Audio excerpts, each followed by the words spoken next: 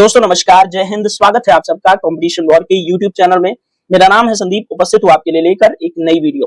दोस्तों आज की वीडियो में हम बात करेंगे कि आखिर क्यों ताइवान के नए राष्ट्रपति के शपथ लेते ही चीन आक्रामक हो गया।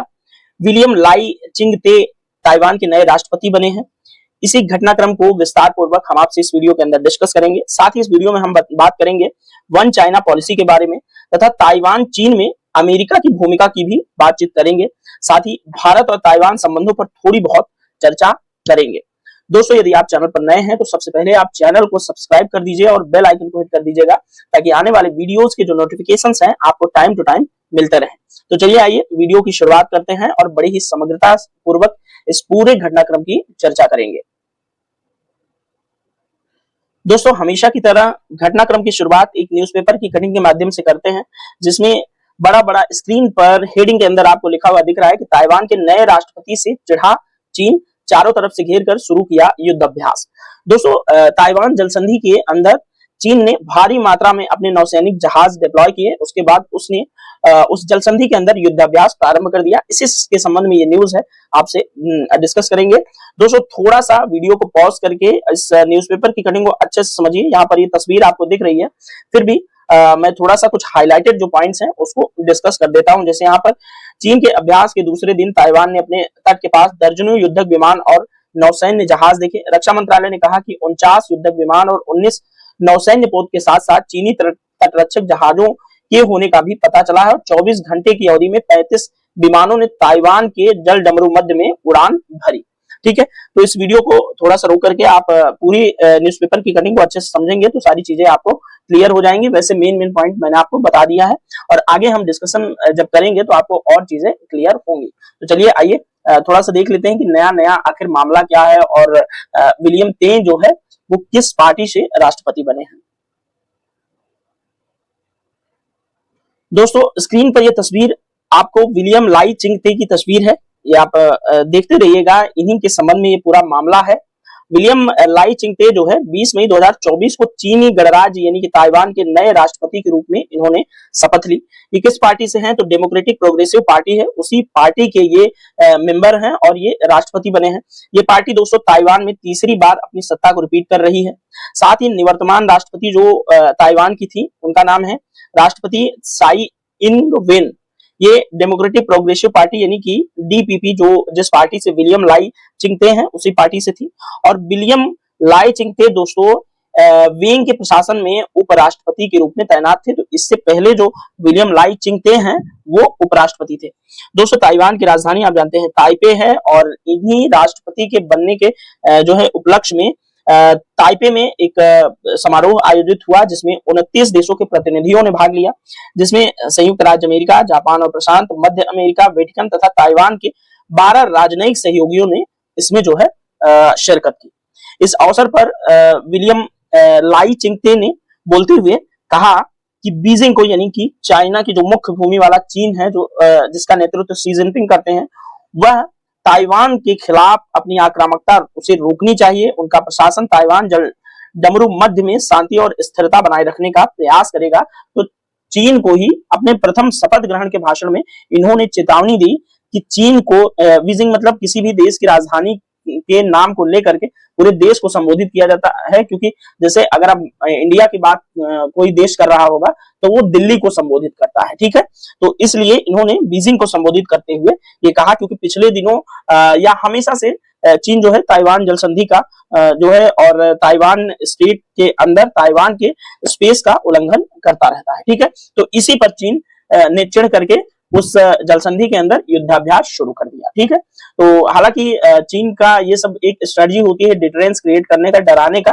लेकिन उसका कोई युद्ध का इरादा नहीं होता है, क्योंकि चीन एक बड़ी महाशक्ति और राजनीतिक शक्ति बनने की तरफ है। तो इस समय वो किसी भी देश से किसी भी तरह के कॉन्फ्लिक्ट में इन्वॉल्व हो करके अपनी तरक्की को रोकना नहीं पसंद करेगा। ठीक है, तो आइए हम थोड़ा सा चीन और ताइवान की हिस्ट्री को समझने की कोशिश करते हैं, जिससे आपको ये समझ आएगा कि आखिर ताइवान और चीन का ये जो कॉन्फ्लिक्ट है उसकी जड़ें कहां है।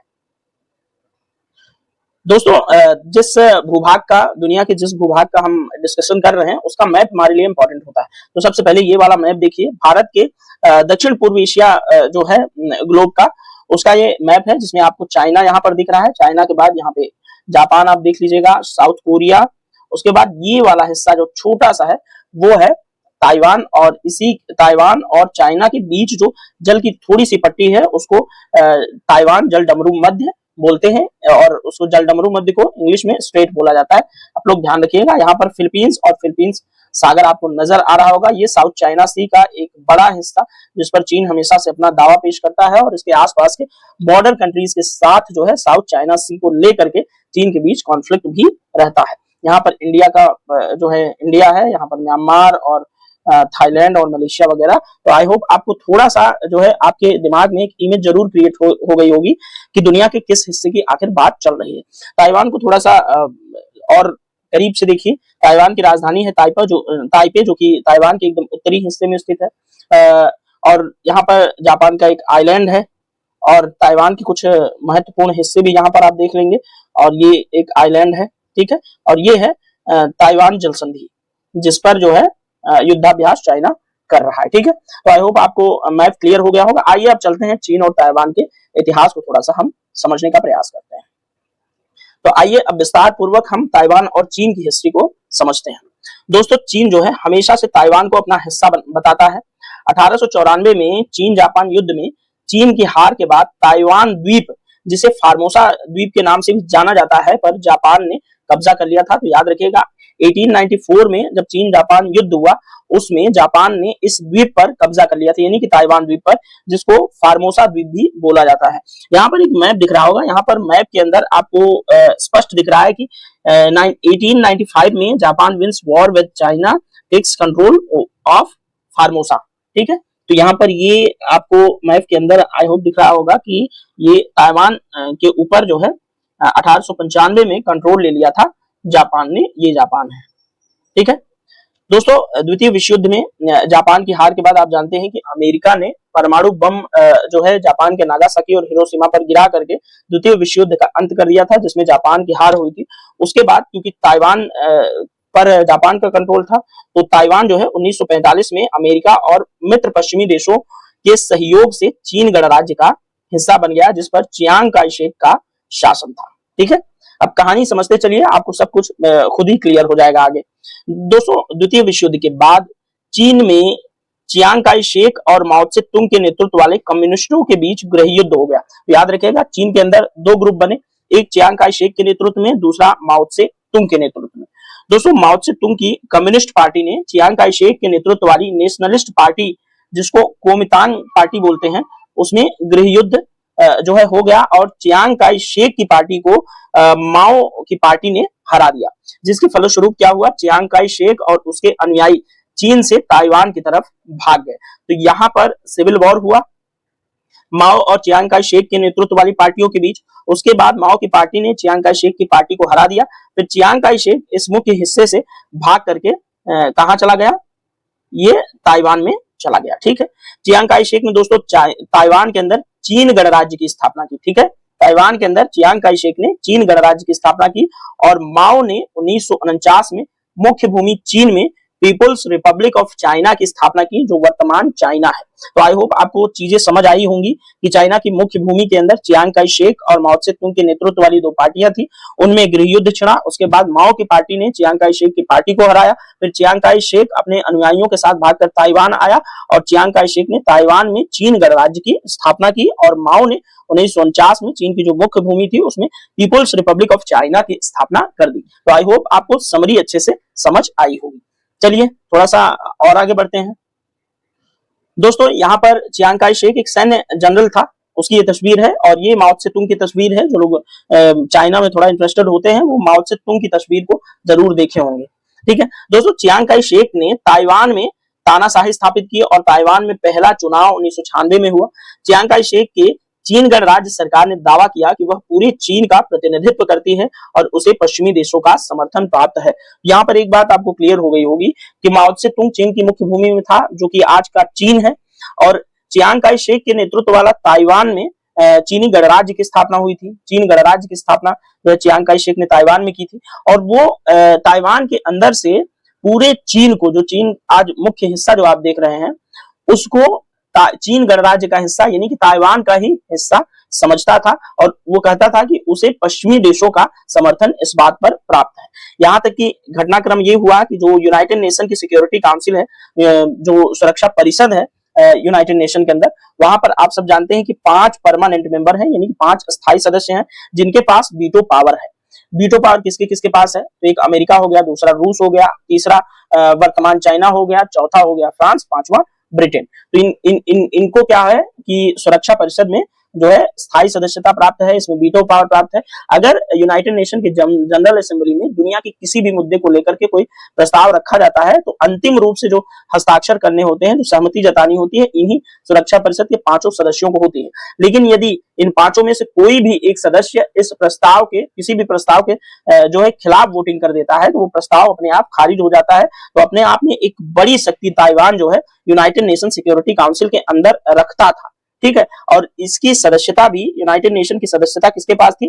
ताइवान के पास थी सिक्योरिटी काउंसिल की सदस्यता, ठीक है। लेकिन 1971 में अमेरिका और जो पीपल्स रिपब्लिक ऑफ चाइना है, यानी कि चीन की मुख्य भूमि, उस समय चीन के साथ अमेरिका का काफी अच्छा संबंध हुआ करता था। हालांकि आजकल नहीं है, क्योंकि दुनिया में जो है अमेरिका की सत्ता को अगर कोई देश सीधे सीधे चुनौती करता है तो वो चाइना ही है विकास के मामले में। तो इसलिए अब अमेरिका चाइना से चिढ़ने लगा है। लेकिन 1971 में दोस्तों अमेरिका और पीपल्स रिपब्लिक ऑफ चाइना के बीच एक समझौता हुआ, जिसके बाद संयुक्त राष्ट्र की सदस्यता पीपल्स रिपब्लिक ऑफ चाइना को दे दिया गया, यानी कि चीन की मुख्य भूमि जो माओ से तुंग वाले नेतृत्व की मुख्य भूमि थी, उसको यूनाइटेड नेशन की सिक्योरिटी काउंसिल की मेंबरशिप दे दी गई, जो कि पहले ताइवान के पास हुआ करती थी।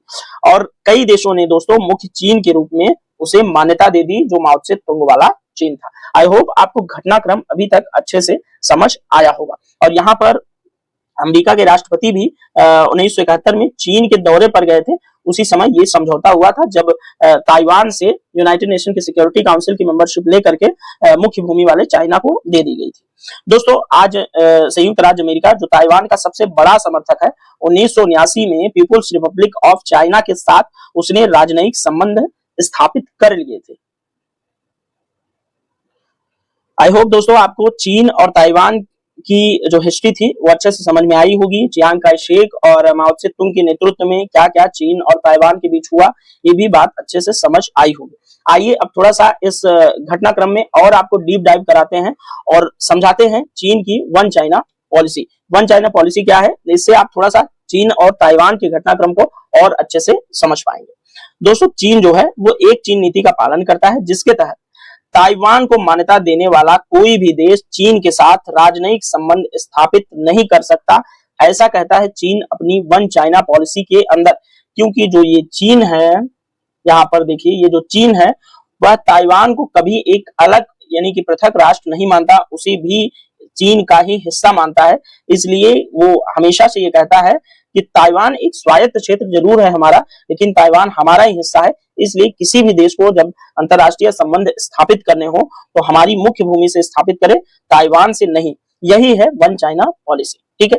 प्रारंभ में दोस्तों कई देशों ने ताइवान के साथ राजनयिक संबंध स्थापित किए थे, क्योंकि इसे यूनाइटेड जो संयुक्त राज्य अमेरिका है उसका जो है नेतृत्व वाले पश्चिमी देशों का समर्थन प्राप्त हुआ करता था ताइवान को, ठीक है, समर्थन प्राप्त हुआ करता था। लेकिन बाद में चीन की बढ़ती आर्थिक और राजनीतिक ताकत के कारण कई देशों ने ताइवान के साथ अपने राजनयिक संबंध तोड़कर चीन के साथ संबंधों को स्थापित कर लिया। तो कई देश अब चीन की बढ़ते हुए रसूख को देख करके अब ताइवान से संबंध तोड़ चुके हैं और चीन से जो है अपने जो भी रिश्ते हैं वो स्थापित कर चुके हैं। दोस्तों वर्तमान में केवल 12 देश ऐसे हैं जो ताइवान को मान्यता देते हैं। चीन के राष्ट्रपति आप जानते हैं इस समय शी जिनपिंग हैं, जो चीन की मुख्य भूमि वाला हिस्सा है, उसके राष्ट्रपति शी जिनपिंग हैं। शी जिनपिंग ने दोस्तों ताइवान को चीन में फिर से मिलाने के लिए एक डेडलाइन तय की है, जिस डेडलाइन की डेट क्या है, सन कौन सा है, 2049। जिनपिंग का कहना है कि 2049 तक ताइवान को हम अपने हिस्से में जो है अपने में मिला लेंगे, ठीक है।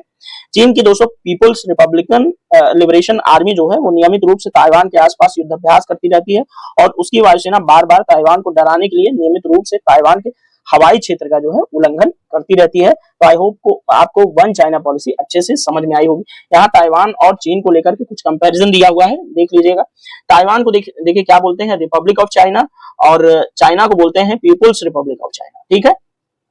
और यहाँ पर ये साइज वगैरह लिखा है, पॉपुलेशन है, ये देख लीजिएगा, लीडर कौन है, यूएस इन दोनों को लेकर के क्या स्टैंड रखता है, जो कि आज भी यूएस का कोई डिप्लोमेटिक रिलेशनशिप ताइवान के साथ नहीं है, लेकिन फिर भी एक आगे हम थोड़ी सी चर्चा करेंगे कि एक संधि की वजह से अमेरिका जो है ताइवान का आज भारी पैमाने पर समर्थन करता है और उससे एक सुरक्षा संधि भी उसने की हुई है। तो आइए अब अमेरिका की एंट्री ताइवान और चीन के बीच में कैसे होती है उसको भी समझ लेते हैं कि आखिर अमेरिका का इसमें इंटरेस्ट क्या है। चीन और ताइवान के बीच में अमेरिका की भूमिका क्या है समझने का प्रयास करते हैं। तो संयुक्त राज्य अमेरिका ने चीन के साथ राजनयिक संबंध स्थापित किए हैं।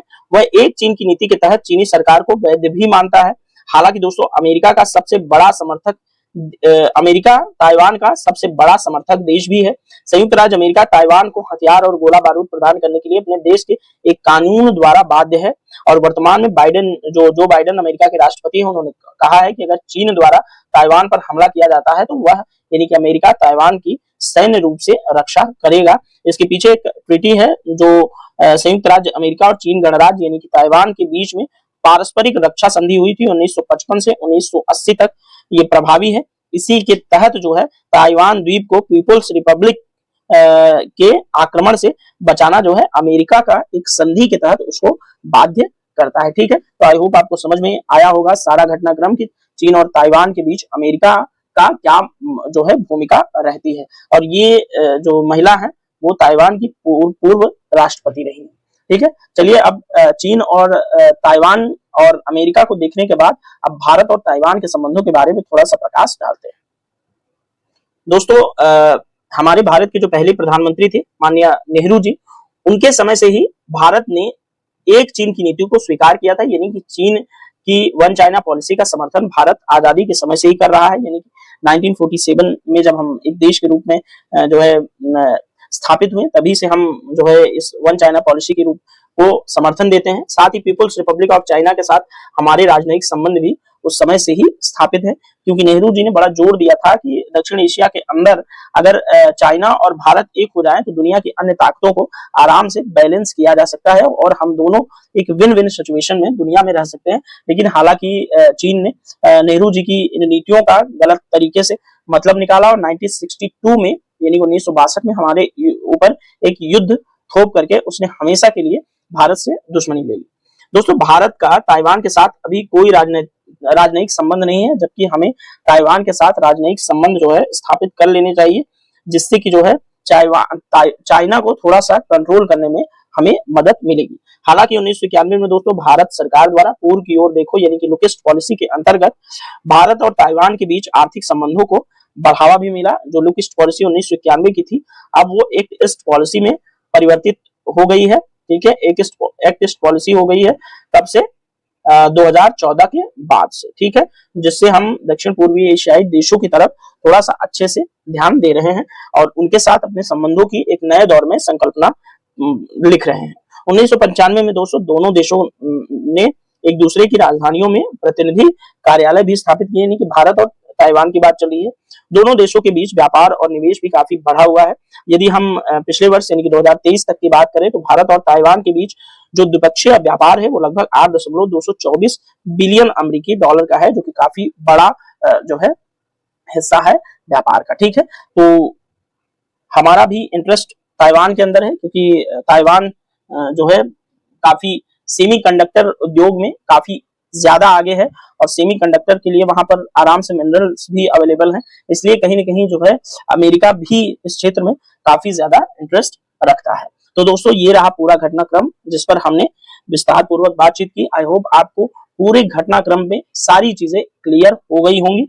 यदि कोई चीज छूट रही हो तो आप कमेंट बॉक्स में आप अपनी प्रतिक्रिया भी दें और वो सवाल जो आपको लगता है कि इसमें बताया जाना चाहिए था उसको भी आप पूछ सके। दोस्तों इस वीडियो में इतना ही, मिलेंगे नेक्स्ट वीडियो में, तब तक के लिए आपका बहुत बहुत धन्यवाद। थैंक यू सो मच ये वीडियो देखने के लिए।